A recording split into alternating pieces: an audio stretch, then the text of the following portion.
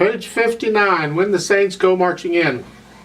On page 58, they're giving you your improv idea number 9 in the book. Creating an arrangement. This is where you're actually doing improvising, the real stuff, making stuff up on the fly here. Let's go through this page 58, just one step at a time. At the top, they tell you about a lead sheet and fake books and chord symbols and all that wonderful stuff. And you can read about it up there, you know it. I have a couple fake books. They're kind of nice if you want to improvise, because all you get basically is a melody line, like the line number 1 on page 58, the top line, the treble clef line. That's a melody, and above the staff are chord symbols each time the chords change. It may or may not have words, and that's not the point. What we're after is the music here. So the first line, just briefly, is the melody.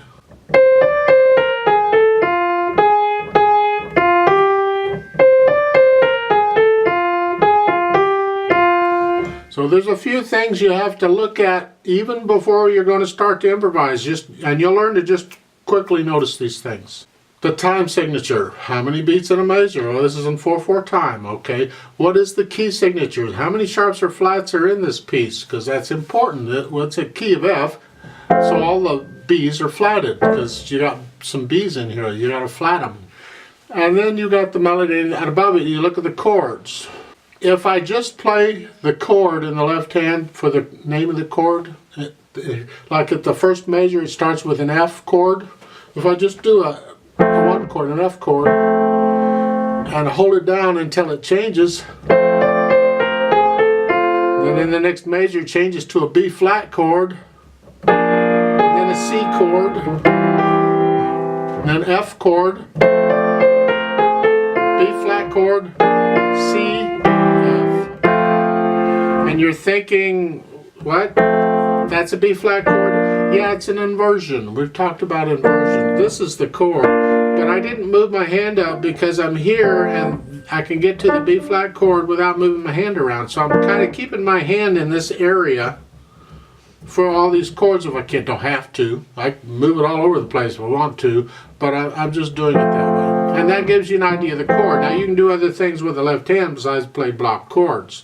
I leave that up to you and your imagination for now. But that's the point of a fake book or a lead sheet type thing, where they're just giving you the melody and you can make up the rest of the stuff. In fact, you can even improvise on the melody. You don't have to play those notes exactly as written. Learn them as written first, but then play them however. Improvise. So on step 2, what they're suggesting for the left hand is they're just going to play a note rather than a chord that I was doing. They're playing just a note in the chord, the down here, B flat, C, and you know the chord name. You can always just play that as a note rather than the chord, and that works too for now. Eventually you're going to want to do a lot more than that. And then if we put them together, you get that.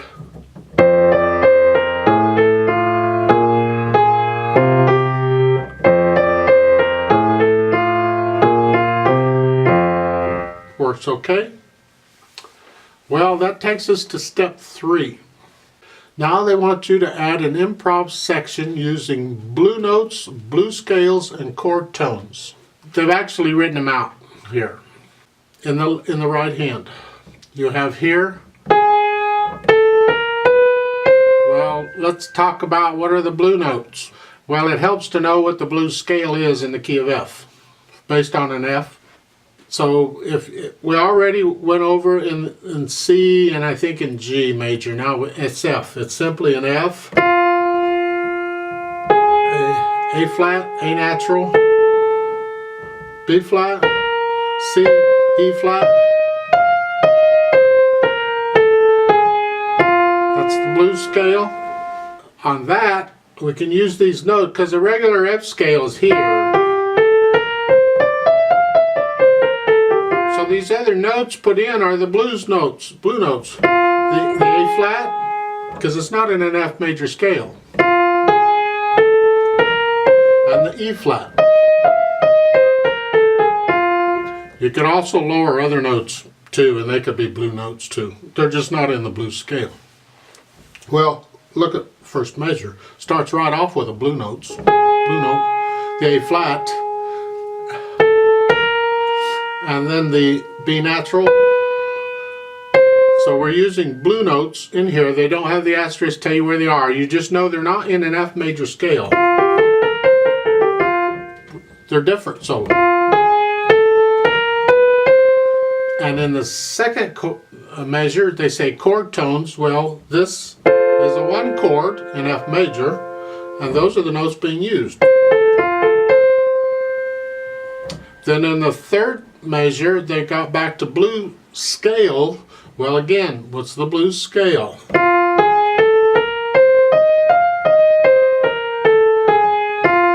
If you look at it here, they have a B natural stuck in. That's fine.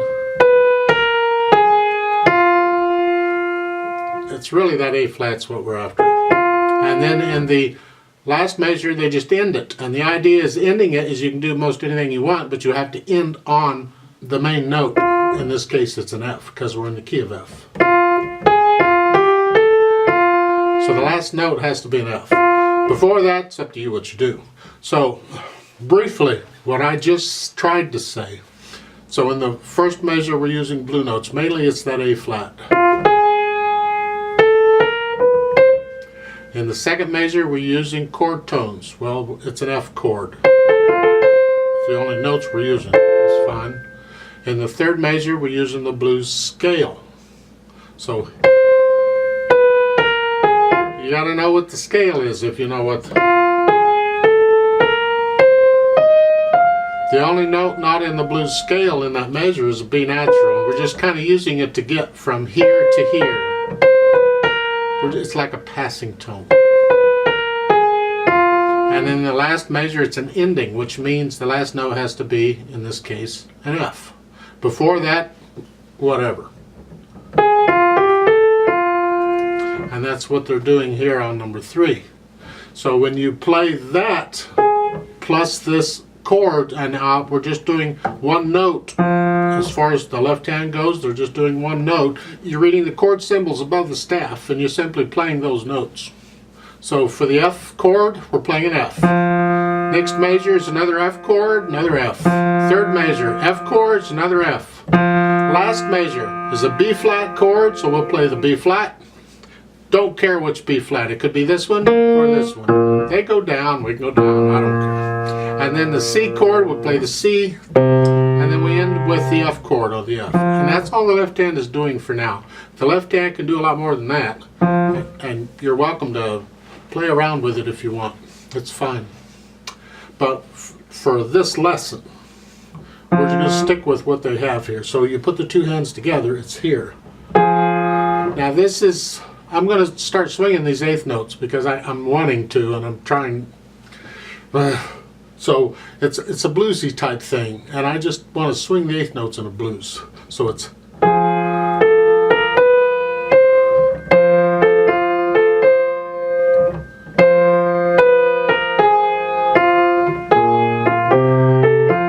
And then it's repeated, but I'm not going to bother with that. It's the idea. And that's really where we're coming from here.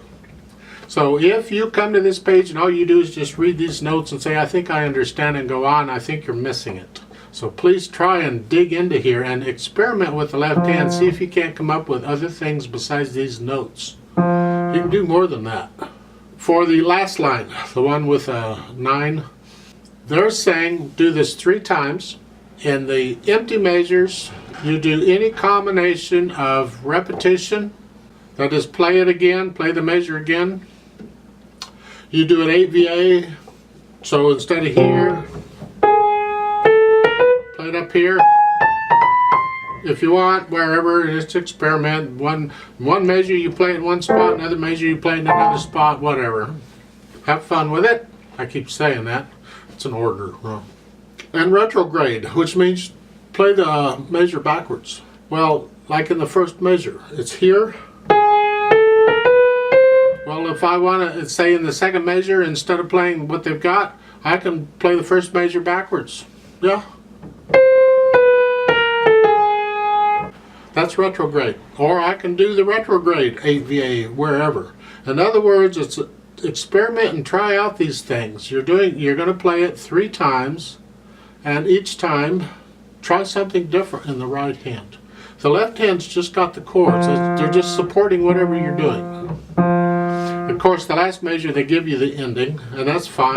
Although you can improvise on the ending too. You could play it an octave higher. You could try it retrograde. The problem is you have to end on an F. And the last note you play needs to be an F.